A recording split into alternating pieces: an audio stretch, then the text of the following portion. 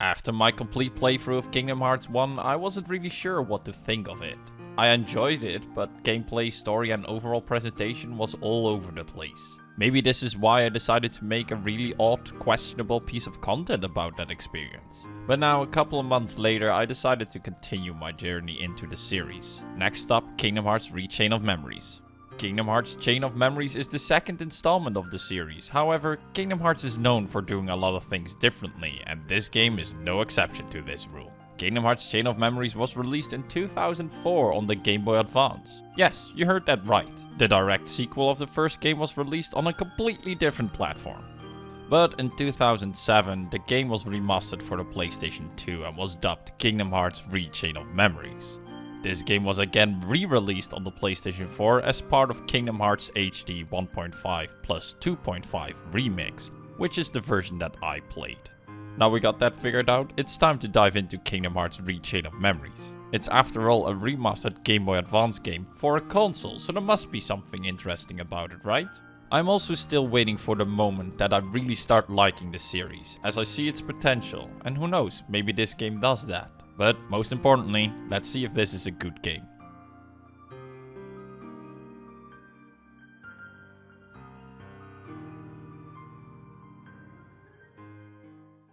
Kingdom Hearts Chain of Memories starts with a quick summary of Kingdom Hearts 1 and then continues right where it ended. It throws you right into the action as it sets the story rather quickly.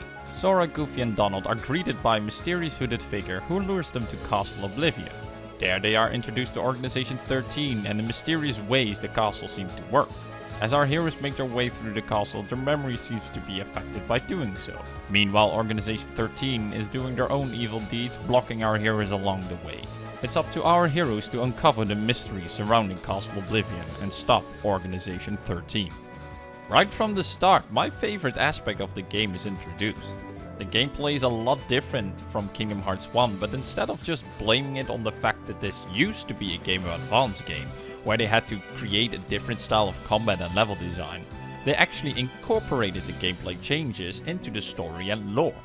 Combining story and gameplay elements is a very difficult thing to do, and when done wrong, it kills the game instantly. But when done right, the game feels more connected and gives a real boost to the story. In Kingdom Hearts Chain of Memories, this is done right in my opinion.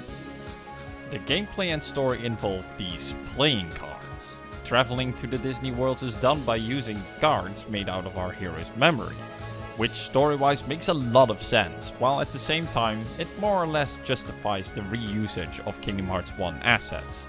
Every Disney world is divided in a lot of smaller rooms, and of course every room has doors leading to other rooms.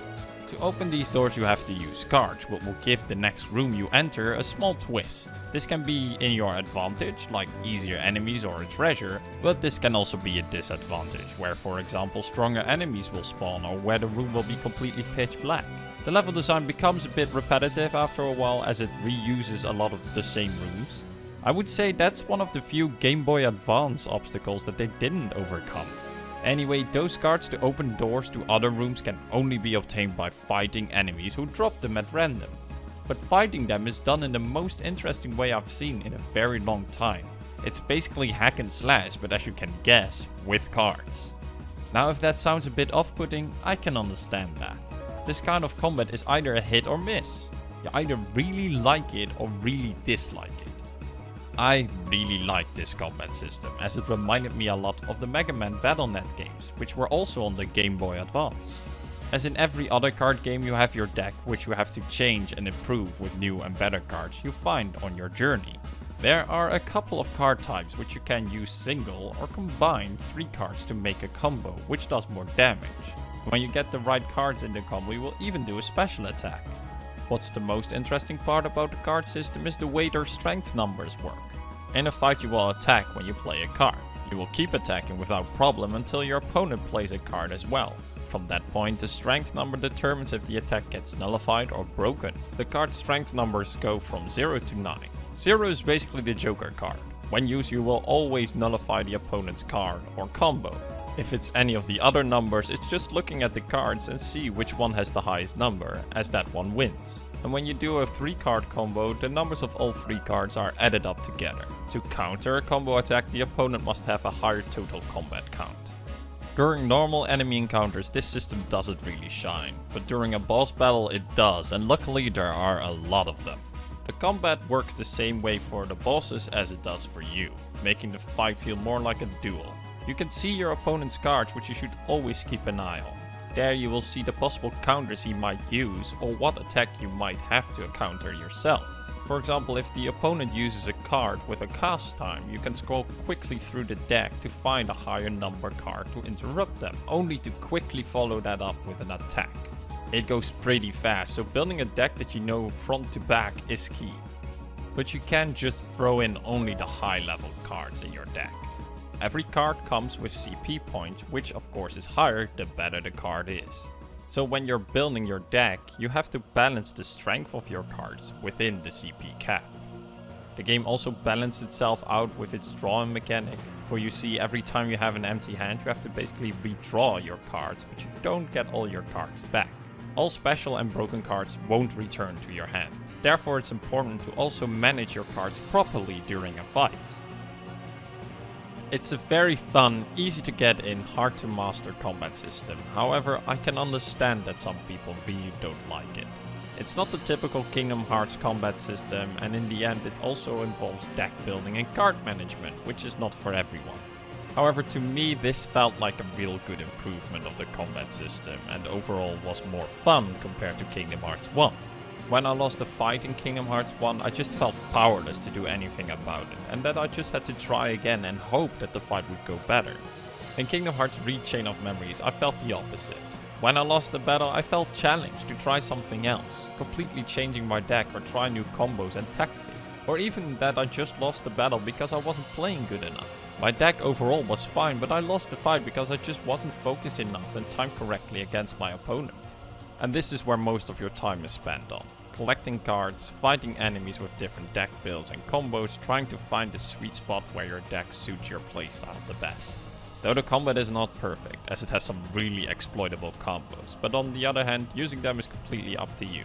The game isn't too difficult that there is only one perfect deck build to beat it. But overall, I really liked the combat and it made me really curious about the Game Boy Advance version of this game. Something that I really didn't like of this game was the main character's voice acting. Sora is voiced by the same voice actor as in Kingdom Hearts 1, but he sounds a lot older than in the first game. I don't know if this is because the voice lines were recorded years after Kingdom Hearts 1, or that they wanted to go a different direction altogether. Either way, in the game his voice doesn't fit the young character he's trying to portray, causing a lot of odd moments. The other characters from the first game are also voice acted by the original cast, but they sound fine. The new addition to the large cast of characters are really nice, not only in terms of voice acting but in design as well, despite having limited screen time. Especially the characters from Organization 13, they were really likable. But the old characters are not left in the dust. All the characters from Kingdom Hearts 1 are in it, but what I found especially noteworthy is the development of our main heroes. In Kingdom Hearts 1, their development felt short and unbelievable. They go from hating to best friends in a flash. However, in Chain of Memories there is a decent amount of time committed to their development. Throughout the story they really had their moments as friends, picking each other up, trying to keep up morale, even in the roughest situations. It's the typical friendship feeling that Disney stories are known for, and it worked very well in Kingdom Hearts Chain of Memories. Yet, despite Kingdom Hearts being part Disney, the story that is told is actually a lot darker than the typical Disney story, and even dives into some philosophical topics. One of these topics is the battle between light and dark. The series focuses on this topic constantly. Light against dark, good against evil, and in every Disney story, light/good always wins. But in Kingdom Hearts Chain of Memories, they actually go into more detail on both sides and how they can be interpreted and used. It makes you question the goals of not only the villains, but also our heroes. They even put an emphasis on that fact by presenting the story from both sides. It's a very interesting idea, but this is where the game misses its mark. You play for most of the game as Sora, which is around 15 hours. The pacing is decent and you have a clear start to finish story, with some really strong moments. Once you have completed Sora's story, you unlock Riku's story, which is a story that runs parallel to Sora's story. However, the writing of Riku's story is very bland and overall feels more like an afterthought compared to Sora's story. Which is a shame, as I found the main topic of Riku's story to be more interesting than Sora's. It's also really disappointing that they changed the combat for Riku's story by taking away all the fun parts. You can't edit your deck or collect new cards to improve your deck. And while it adds some small new things to the combat, it just can't fill in the gap. Luckily, Riku's story is a lot shorter and you will blast through it in like 5 hours. Despite that, it really felt like a step back and I was overall disappointed when I finished Riku's story. It doesn't ruin the game, but it does pull it down. Luckily, the good far outweighs the bad in this game. It's an experience that I definitely didn't expect to be in a Kingdom Hearts game.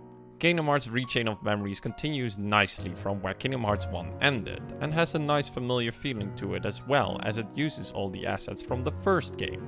Even the music is reused, however there are some new tracks added as well, which blend in seamlessly with the old ones. It's a really nice game and I enjoyed it a lot, to the point that I find it pretty sad that this combat system will not return in the rest of the series. But as I stated before, Kingdom Hearts is known for doing a lot of things differently, and who knows, maybe this combat system will come back in the future. But let's wrap up this review. Kingdom Hearts Rechain of Memories is a very solid and enjoyable experience with a very interesting and unique combat system. The story is simple but solid, and while it has a big hiccup at the end, it doesn't ruin the game. However, it being a Kingdom Hearts game comes with a major issue. This series title carries a lot of stigmas, some of which are good, like the story and the combat in Chain of Memories, but some drive away a lot of people. Things like it being a crossover or that the story can get very complicated. It does make the series feel special and unique, but then again, it locks away a game like Chain of Memories, which heavily depends on Kingdom Hearts 1. It's a waste that this combat system is so inaccessible because it's a Kingdom Hearts game. Though if you really don't care about the story and the series in general, and just want to play this interesting card combat, you could do that. But if you have a bit of a serious intention of getting into this series, then you should not play this game without not playing the other one first. Though, know there is something interesting to play after you completed the first game. And that concludes my review of Kingdom Hearts Rechain of Memories. I hope it was useful to you. If you already played it, do you agree or disagree with my opinion? Either way, I would love to hear your thoughts on the game down below. Thank you very much for watching. If you liked this video, leave a like and consider subscribing. And with that all being said, I wish you a good day and until next time.